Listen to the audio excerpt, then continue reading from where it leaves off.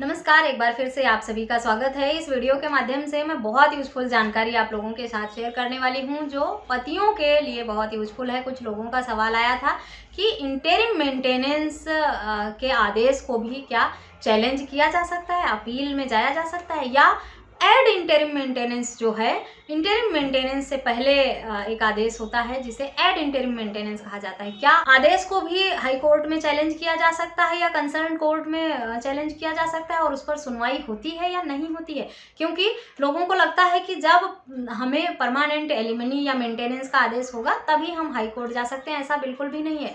Add interim maintenance हो, interim maintenance हो या परमानेंट मेंटेनेंस एलिमनी का आदेश हो, सभी मामलों में आपके पास अपील में जाने का समय रहता है, ऑप्शन रहता है। जब भी कोई भी फैसला आपके खिलाफ हो, आपको लगे गलत फैसला हुआ है, ऐसा नहीं होना चाहिए, तो आप उसके जो अपर न्यायालय हैं, अगर मामला मजिस्ट्रेट कोर्ट का है तो सेशन कोर्ट में अपील में जाएं, फैमिली कोर्ट का है तो हाई कोर्ट में जाएं, हाई कोर्ट में नहीं सुनवाई होती है तो सुप्रीम कोर्ट में जाएं। रिवीजन में जाने का, अपील में जाने का आपके पास विकल्प रहता है। सभी तरह के फैसलों में फाइनल आदेश के आने का इंतजार बिल्कुल भी ना करें, क्योंकि अगर फाइनल आदेश के आने के इंतजार में रहेंगे तो आपके स्टे में जाने का, रिवीजन में जाने का, अपील में जाने का जो समय है 30 से 90 दिन का, वो खत्म हो जाएगा। फिर आपका जो फाइनल आदेश आएगा आप उसके लिए अपील में जा सकते हैं। उसमें भी फिर आपको लिमिटेशन एक्ट के अंतर्गत जो 90 दिन का समय दिया गया है वही आपको मिलेगा, और जो पहले आप पर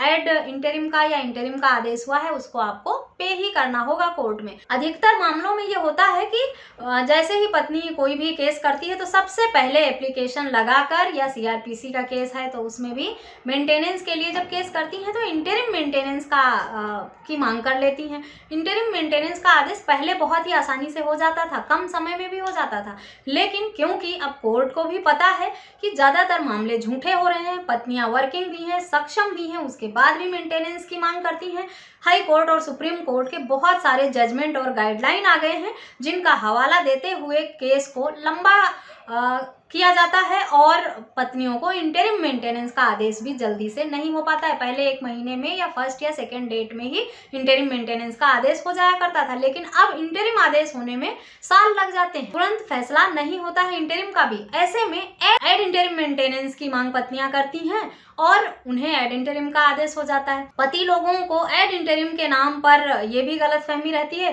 कि शायद उन्हें एक ही बार ये वन टाइम पेमेंट करना है, मंथली पेमेंट नहीं करना है। तो अपने दिमाग में ये बात बिठा ले कि जो भी आदेश होता है, आपसे पूछा जाता है कोर्ट में, तो बात को अच्छी तरह सुने समझें, उसके बाद ही हाँ कहें। कोर्ट का जो डिसीजन है, कोर्ट आपसे पूछेगा मेंटेनेंस देने के, इंटरिम मेंटेनेंस देने का या एड इंटरिम मेंटेनेंस देने का, जो भी कहा जाता है कि इतने 1000 या इतने 100 आप पे कर सकते हैं, इतने का आदेश कर दिया जाए। आप चाहते हैं इतना पे करना अपनी पत्नी के इंटरिम या एड इंटरिम के लिए, और आपको लगता है कि वो एक बार की पेमेंट है, जैसा कोर्ट ने कहा कि 10,000 आपकी वाइफ को एड इंटरिम के रूप में दिया जाए, तो आपको लगता है 10,000 एक ही बार पे करना है। आप इस डाउट को क्लियर करें वहीं पर, उसके बाद ही सहमति जताएं, क्योंकि जल्दबाजी में अगर आप यस कह देंगे और वो मंथली आपका बंद गया तो आप को पेमेंट करना पड़ेगा, या फिर आप अपील में जाएंगे, स्टे में जाएंगे, तो ही आपके पास विकल्प बचता है। कोई भी फैसला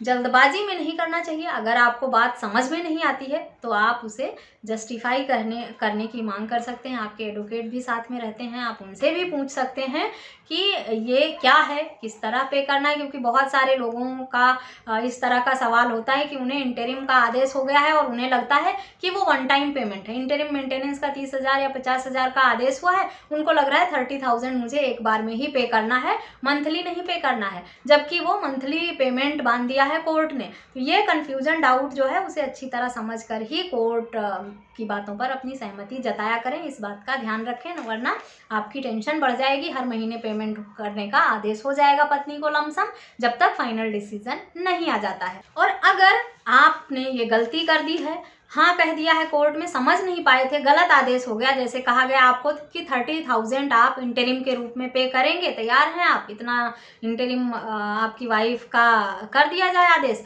आपने हाँ कह दिया, आपको लगा 30,000 एक ही बार पे करना है, चलो दे दूंगा, बाकी फाइनल डिसीजन आएगा तब मैं पेमेंट करता हूँ, और आपने यस कह दिया। बाद में आपको पता चलता है, वो जब फैसला आपने दिखाया किसी को, परिवार में या किसी से डिस्कस किया या आपके लॉयर ने बताया कि ऐसा नहीं था, वो आपको मंथली पेमेंट का आदेश हुआ है, और आपको लग रहा है कि ये तो गलत हो गया, मैं तो समझ ही नहीं पाया, जिस तरह से मुझसे सवाल पूछा गया मैं कंफ्यूज हो गया था। तो कोई बात नहीं है, आपके पास अपील में, रिवीजन में जाने का समय तो है ना। तुरंत आप उस फैसले को चैलेंज करें, उस आदेश पर स्टे लें और उस पर पुनर्विचार करने की मांग करें, और जो भी कन्फ्यूजन है, जो भी डाउट है, जो भी समस्याएं हैं, या जिस ग्राउंड पर आप अपील में जा रहे हैं, वो सारे तथ्य कोर्ट के समक्ष रखें।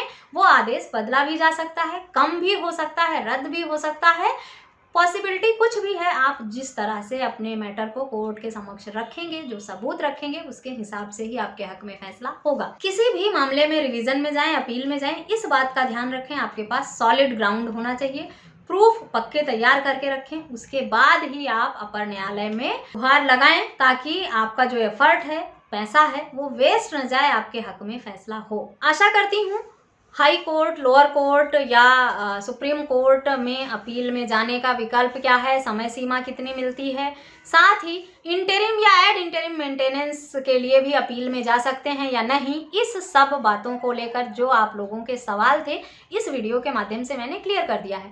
अगर जानकारी पसंद आई है तो ये वीडियो और लोगों के साथ शेयर करना, मेरे चैनल को सब्सक्राइब करना बिल्कुल भी ना भूलें। इस तरह के कुछ और सवाल हैं तो मुझे कॉमेंट करके ज़रूर बताएं, या वीडियो में दिए गए व्हाट्सएप नंबर पर मुझसे संपर्क करके भी आप पूछ सकते हैं। इस वीडियो में बस इतना ही, मिलते हैं नेक्स्ट वीडियो में, तब तक के लिए थैंक यू एंड बाय।